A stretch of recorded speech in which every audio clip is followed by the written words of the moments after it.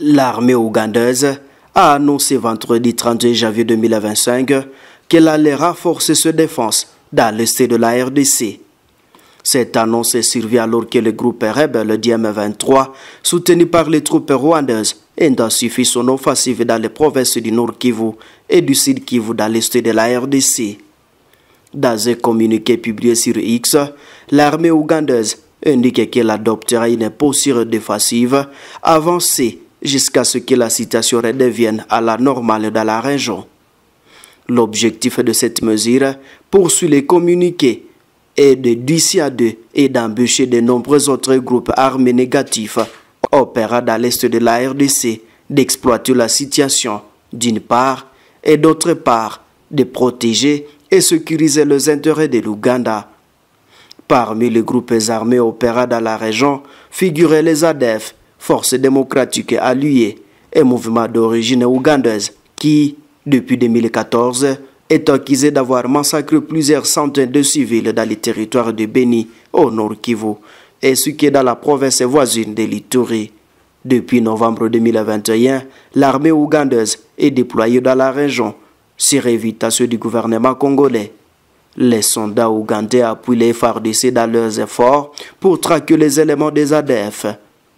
Le PDF, en collaboration avec les forces armées de la République démocratique du Congo FARDC, suit de près l'évolution de la situation sécuritaire et continuera de traquer agressivement le reste des ADF partout où ils vont, assure les communiqués de l'armée ougandaise.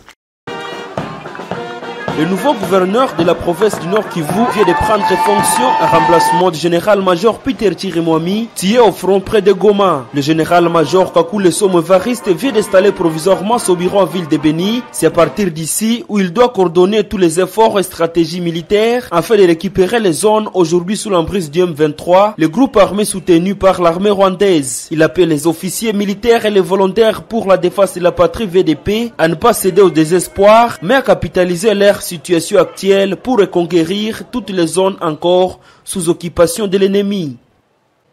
Mon bureau se trouve à Goma.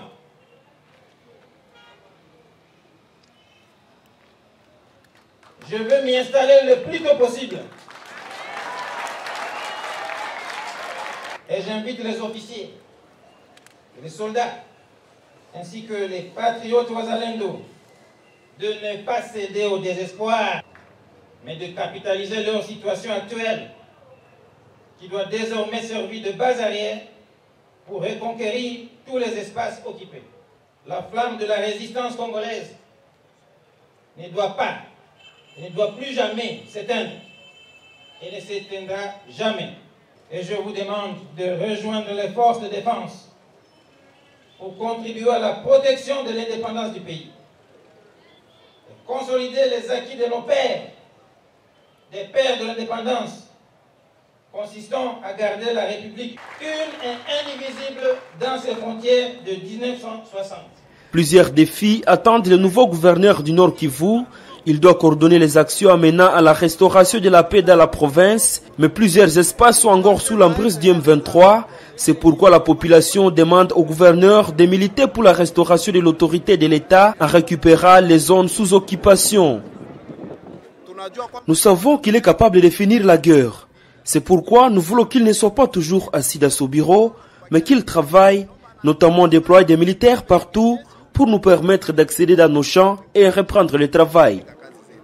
Les provinces du Nord et Sud Kivu sont confrontées à l'activisme du M23 soutenu par l'armée rwandaise. La ville de Goma, la capitale provinciale, a été secouée par les affrontements. Alors que les assaillants occupent une partie de la ville, les forces armées de la RDC et les Wazalendo résistent à leur progression dans d'autres zones. Le président du Burundi, Evariste Ndayishimiye, a dû redouter que les conflits en République démocratique du Congo RDC puissent déclencher une guerre régionale. Dans des propos publiés samedi sur sa chaîne YouTube officielle. Une source militaire a déclaré de son côté que des troupes burundaises étaient engagées dans les affrontements en République démocratique du Congo. Je cite, « Si l'Est du Congo n'a pas la paix, la région n'a pas la paix », a estimé samedi le président burundais. Appelant la communauté internationale à prendre la situation au sérieux, Évariste Ndayishimiye a estimé que si ça continue comme ça, la guerre risque de se généraliser dans la région. Est-ce que la communauté internationale ne voit pas les conséquences? Je vous dis que si ça continue comme ça, la guerre risque d'être généralisée dans la région. Parce que le peuple ne peut pas se laisser faire. Si le Rwanda continue à faire des conquêtes dans le territoire et dans notre pays, je sais qu'il va arriver même au Burundi. Parce qu'il est en train d'entretenir des jeunes réfugiés. Il les arme. Maintenant, il est en train de les aguerrir dans la guerre du Congo.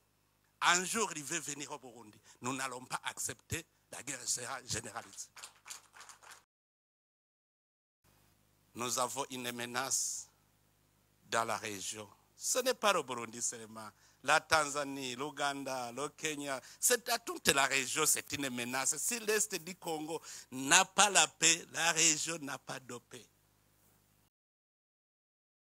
Ce mouvement, moi-même, je disais qu'il faut une coalition internationale de lutte contre les groupes armés étrangers à l'Est de la RDC. Comme ça va garantir le Rwanda et ça va aussi permettre au Congo d'entamer le processus de paix. Qu'est-ce qui manque? Il a en outre accusé le Rwanda à préparer quelque chose contre le Burundi, a souligné que ce pays n'allait pas se laisser faire. Le Rwanda a nié toute implication militaire dans l'est de la RDC. Un rapport d'experts de l'ONU publié en juillet indiquait que le Rwanda comptait environ 4000 soldats en République démocratique du Congo et exerçait un contrôle de facto sur le groupe armé antigouvernemental M23.